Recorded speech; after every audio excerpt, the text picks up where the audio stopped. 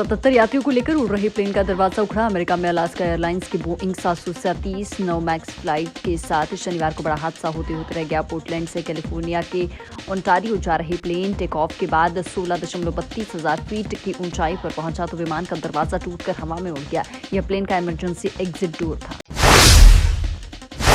बांग्लादेश में चुनाव में 2 दिन पहले हिंसा। बांग्लादेश की राजधानी ढाका के गोपीबाग इलाके में शुक्रवार रात एक ट्रेन में उपद्रवियों ने आग लगा दी। इस घटना में 5 लोगों की मौत हो गई जबकि कई लोग घायल हो गए। ये घटना रात 9:05 पर हुई।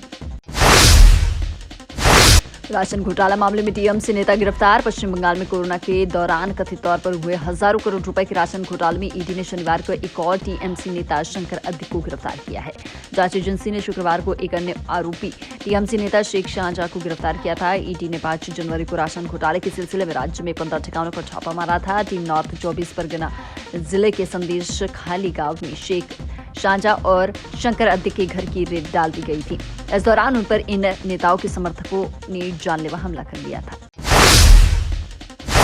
बांग्लादेश में ईडी पर भीड़ का हमला, कई अफसर घायल। पश्चिम बंगाल के साउथ 24 परगना जिले में शुक्रवार को ईडी और सीआरपीएफ की टीम टीएमसी नेता के घर रेड करने पहुंची। इस दौरान भीड़ ने जानलेवा हमला कर दिया। करीब 200 लोगों की जांच एजेंसी के 2 वाहनों में तोड़फोड़ कर दी। इसमें कुछ अफसरों के सिर में चोट आई, उन्हें अस्पताल में जाना पड़ा। ईडी का कहना है कि पश्चिम बंगाल में भीड़ के हमले में 3 अधिकारियों को गंभीर चोटें आई है। भीड़ ने अधिकारियों के मोबाइल फोन, लैपटॉप, नकदी और बटुए छीन लिए। एफआईआर दर्ज करने के लिए स्थानीय पुलिस ने शिकायत की है।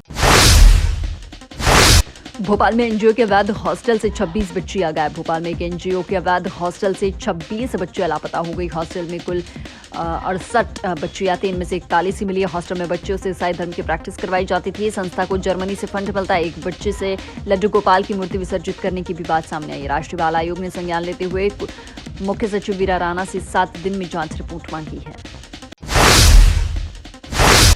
हारे प्रत्याशी बोले कांग्रेस में बड़े नेताओं ने सांप पाले। पीसीसी कार्यालय में कांग्रेस के विधानसभा चुनाव हारे कैंडिडेट की बैठक चल रही है। पीसीसी चीफ जीत पटवारी हार के कारणों पर चर्चा कर रही है। इनमें गुना सीट से हारे प्रत्याशी पंकज कनेरिया ने कहा, पार्टी में आस्तीन के सांप नहीं खुले सांप घूम रहे हैं। ये बड़े नेताओं के पाले हुए होते हैं। हम अपनी बात कहा रहे हैं। ऐसे लोगों से पूछा जाना चाहिए जो आरोप अपने ऊपर कैंडिडेट ने लगाए हैं उस पर क्या कहेंगे। यही शिकायत सच निकलती है तो सख्त कार्रवाई करनी चाहिए। इंदौर में निगम दरोगा और साथी को गेती हथौड़ी से पीटा।